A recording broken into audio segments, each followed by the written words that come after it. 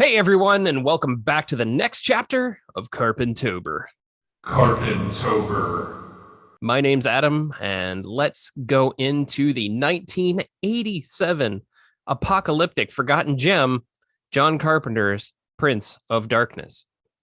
Once again, written, scored, and directed by John Carpenter, Prince of Darkness was a dark, brooding movie about the potential end of the world, combining religion and science, which and alone makes it a wholly unique movie. Wholly with a W. I mean, it's also with an H. Actually, there's an H in that word too. Both versions of holy, I guess, because it's got religion in it. Get on with it. Yes, get on with it. Get on with it. This is a movie that stars past and future Carpenter alumni, including Donald Pleasance from Halloween, to Victor Wong and Dennis Dunn from Big Trouble in Little China, to even people who later appear in both They Live and Starman.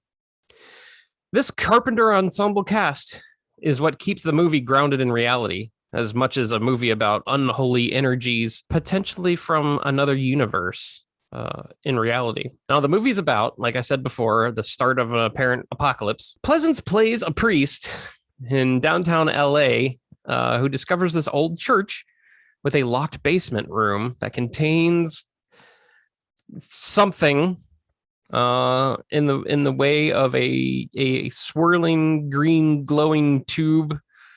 It looks very very malevolent. It doesn't look like a happy swirling tube. Most tubes of swirling stuff probably wouldn't be very friendly, unless it's a barber. Well, except if it was an evil barber. Evil barber. Pleasance does a little bit of research, but he has no idea what to think of it. So he does the one thing, the only intelligent thing I've ever seen a priest do in movie or real life. He finds a scientist. He looks toward Wong's character. He's a professor of quantum physics, and he gets him to help to try to figure out what this is. He recruits his best students to come stay at the church with him and study what this glowing, mysterious liquid is all about. Now, in the room with the spinning tube liquid tube, the spinning tube thing, Pleasant shows Wong's character an old book, like a big tome, and this tome tries to describe what they are seeing in front of them. But the problem is that it has been written and rewritten in many different languages, and also has some mathematics thrown in there. Latin. Some of it's in Latin. Some in Coptic. Greek. Numbers. It's not easy to decipher. The original text has been distorted over the years. Distorted? Rewritten. Writing upon writing. Sometimes 2 or 3 times, and improperly erased. And that's kind of weird, considering it was thousands of years old, because these mathematical equations did not exist then. Mathematical thinking didn't exist then. So that's what the students are there for. They're there to try to decipher it and put these words and equations in the computer and see what translates out of it. Now, the students, using computers and equipment, trying to study and decipher this religious and supernatural type of phenomena going on in this church, kind of reminds me of the ghost hunters and Poltergeist. It just has that feeling. It's like, oh, we've got the students here. They're not the most expert on things, but they'll get the job done. And it was cool, because it gave a real feeling to, are you sure this is something scientific, or is it all just superstition? Also, when anyone falls asleep, they all share the same dream. It is explained by Donald Pleasant's character that it's a message from what he calls the Brotherhood of Sleep. And it turns out to be something even more spectacular than just a spectral message. And I'll get into that in a little bit. But what I really want to talk about right now is the swirling tube. Well, like I mentioned before, the swirling tube of liquid is in the basement of this church, and this room is a really cool set. It's covered in lit candles, and it's it's almost like another church auditorium that was built first, and then the other church was built on top of that. But it's this big open room with candles and columns, and it's got the book there. And it's really cool. And the centerpiece is the big tube of swirling green liquid. Now they talk about how they seem to be lucky that the liquid can't be released because it is sealed from the inside, which seems a little odd. But it is leaking, and they don't notice it right away. The reason they don't notice it right away, the drops are falling upward from the tube to the ceiling, creating a sort of ceiling pool. It doesn't glow as much when it's not in the tube, so it wasn't very visible. And just that shot of the upward drip and the pool and stuff, you can feel that this stuff is evil. And this evil's influence is showing in the local insects and the local homeless people. And speaking of the homeless people, they're like zombie-like thralls. They're the guards of the perimeter of this church because it contains this evil entity, this big thing. The homeless are led by Alice Cooper, who was funny. He showed up to the set because he loved John Carpenter films, and he's like, I want to see how it's made. And then John Carpenter's like, oh, cool. I like your music. Do you want to be, like in a background scene? He's like, yeah, sure. And he's like, you know what? You could be one of these homeless people. And Alice Cooper's like, yeah, that'd be cool too. And then he's like, you know what? Why don't you be the leader of these people? And Alice said, I'll do it if I don't have to speak, because he seemed like the type of character that wouldn't be like quipping or having like one-liners. So he doesn't speak at all. He's just very he acts with his eyes and his face. He's very intense looking, and he even gets to kill people with a bicycle the way he used to kill his guitar player on stage with the mic stand. It's the same effect. In fact, Carpenter was such a fan of that, he actually asked Alice if he could do that, recreate that, in the movie, and that's kind of cool. Eventually, one of the students discovers the ceiling pool, and while she's looking at it, she gets a squirt gun mouthful of the liquid, and that starts the internal infiltration of the evil throughout the church. It's a lot of mouth-to-mouth liquid spewing. There's a lot of liquid in this movie, considering that the evil is a liquid throughout 99% of the movie. Now, unlike most movies of the 80s, especially ones that had apocalyptic theming, this movie has a very dour tone. It has a real dark overlay of impending doom, and this doom cannot be stopped from approaching. They're just basically accepting it and trying to figure out what to do next. Pleasance's character is at the end of his rope, and he's hoping and praying for a scientific answer. And that's what makes this film very cool. They added passages from the old book into the computer, and it starts to translate them as mathematic equations. Like I said before, stuff that was way too advanced for the culture that wrote it. They start deducing that God and the devil are in fact real, or could be more proven as real, but maybe they're not of this planet or plane of existence. Maybe they're extraterrestrials, but not in the ways of like aliens from space, but maybe like from a different universe, like Donald Pleasance says, maybe. No, it wasn't Donald Pleasance. It was Victor Wong. He talks about how they found, the God particle. Well, what about in a mirror universe? You would find the anti-God. And that's basically what the swirling tube of liquid is the anti-God that came over from that mirror universe. They trapped him in this contraption tube, and the book was supposed to be there to tell you how to keep it contained and not have the apocalypse happen. So that's very cool. I'm a big fan of melding science and spirituality together. It makes for really good storytelling. If you stick to just science, that's okay. If you stick to just religion, that's okay. But they basically have their own feel to it. When you mix them together like this, very unconventionally, it's just very cool. It's out of the ordinary, and it's quite original. So good on you, John Carpenter, for doing that. The Brotherhood of Sleep is not really the Brotherhood of Sleep. It turns out it's the same people from this advanced culture sending out a message to anyone in the area to warn them about the future. And they said it was sent from the future. And they show that it was sent from, well, not show it, they say it. A lot like in the beginning of They Live, it was like a continuous message being broadcast about how this is going to happen. And it was this cool, like grainy VHS looking footage of the front of the church, and the doors are open, and there's this shadowy figure standing at the door. You know, people who are sleeping, they don't get the full message because they're woken up by different things, and it takes a long time to get to the message. But remember, this was in 1987. This was the future of 1999. It wasn't really, there weren't like flying cars or anything. It was just the same footage of the front of the church. They just said out loud it was the future of 1999, and that was cool.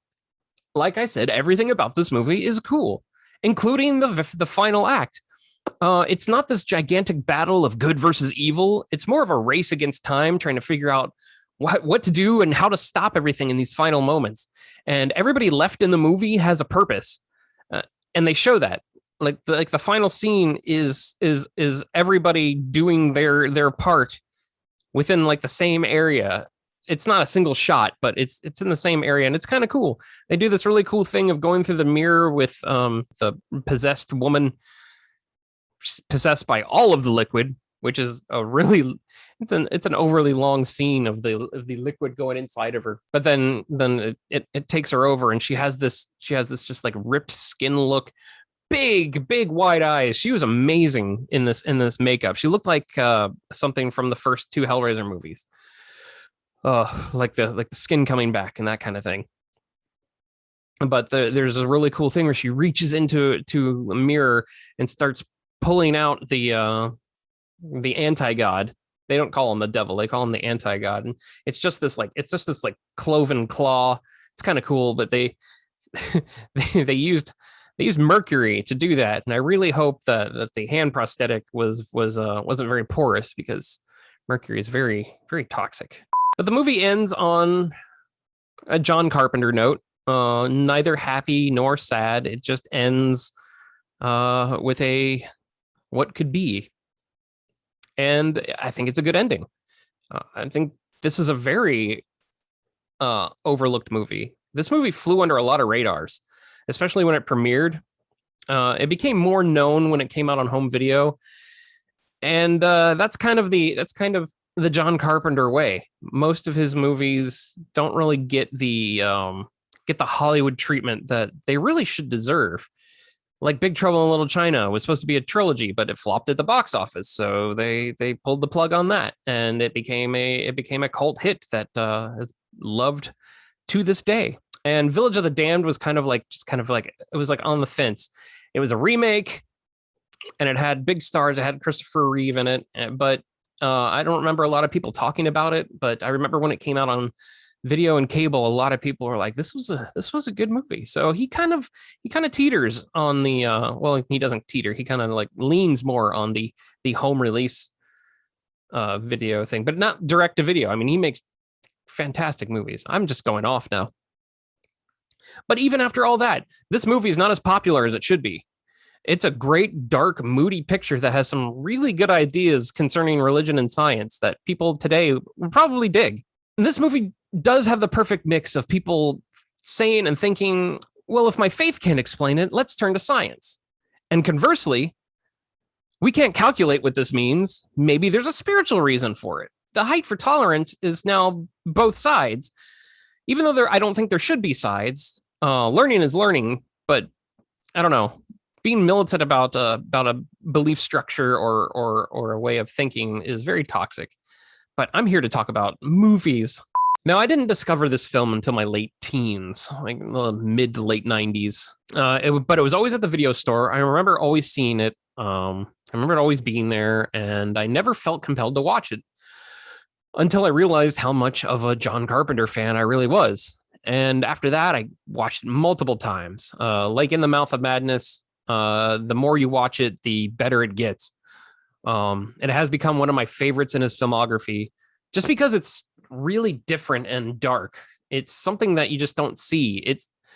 There are dark movies. I'm not saying that they don't make any dark movies. It's just, it was 1987. It was in LA, and it was a small movie. It was an independent movie.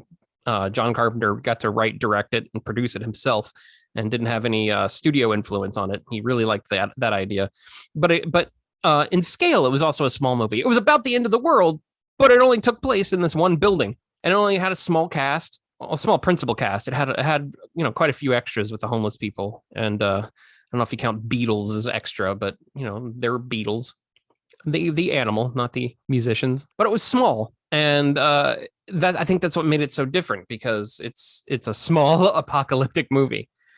It's interesting. It's just an interesting way to look at the apocalypse, just in one building. I mean, think about that. That the end of the world is coming, you and like 6 other people, and it's up to you to figure out how to fix it before the world finds out that the world is ending. It's insane. And it's not actiony. It's just very dark and moody. And oh man, I want to go watch it again. But this wouldn't be a me video without talking about music. And the music is pure Carpenter, perhaps a little too Carpenter. It didn't feel as original as most of his scores. It felt very leftover. Like it sounded like he used stuff from Big Trouble in Little China. And it also felt like that he was trying things out for They Live. It kind of had a Big Trouble in Little China / They Live sound to it. You mix those together, you put in a cool little bass line, the do do do. That's my John Carpenter imitation. And it has its own sound. It has its own theme, which is a really cool theme. But it does have a sound of being reused or workshopped. But even with those flaws, the score is still good. It's just a little bit repetitive for my taste. It's one of those that just keeps going, kind of like in a musical, how there's a reprise to the main opening overture, or even the opening song. In a lot of musicals, they go, it makes an appearance all throughout the story. Same thing with this movie. And that's it. I mean, it's not really a flaw. It's John Carpenter music. His music is fantastic.